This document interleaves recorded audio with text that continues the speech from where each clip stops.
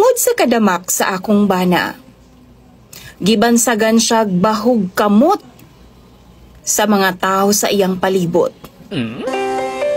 Tawagan na lang ko sa pangalang Ading.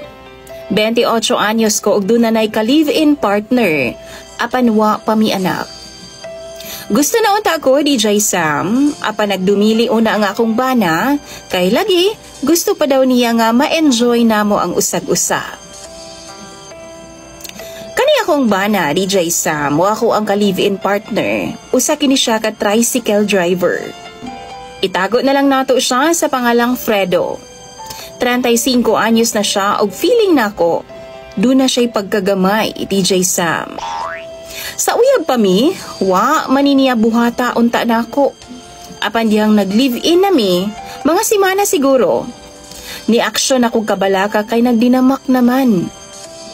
4 a.m. siya nagsugod og drive, DJ Sam, kay para na makatigong pamahaw namo. Ana na lang man jud ang kinabuhi sa usa ka driver. Kayo diri, tapos kaon, kayod na pod. Kumbaga, isang kahig, isang tuka. Labi pagtumal pagid ang pamasada, usahay ting ulan pa. Bago na siya mupasada, DJ Sam, mukuot una siya sa akong bulad. Unya, kabaw na mo, maho-maho tawon kay kadlawon pagod. Wa pa'y hugas. Nudno dyan na niyag taman iyang kamot hangtod matagbaw na siya, tapos simhut-simhuto na niya samtang gabiyahe. Kay lagi sumala pa niya pampaswerte. Wow. Mingaon daw siya nako, DJ Sam. Samtang gabiyahe siya. Mauna ang iyahang teknik, aron dili siya magsigig uli sa amua. Dili jud niya basaon na DJ Sam, aron nga dili daw mawala ang baho. Gibadlong na nako siya about ana, DJ Sam, kay baho gud siya ay as in. Mao pud to iyahang kinaham daw, DJ Sam. Sigig simhot hangtod mahurot ang baho.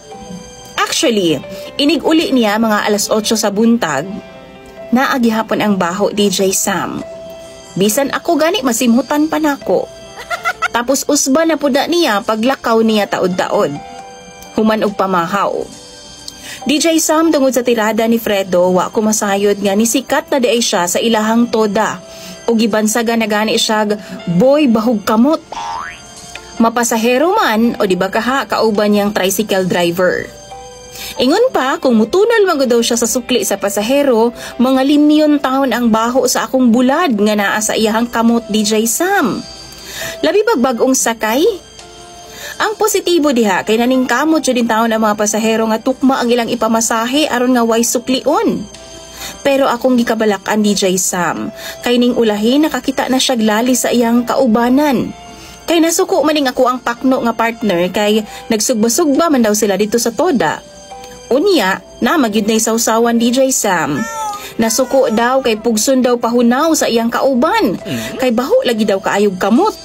May pauli siya sa bahay namo, DJ Sam, perte niyang suko ug sukad ni adtuwa na siya ni adto pa sa toda. Kawat-kawat na lang siya pamasada sa kilid-kilid.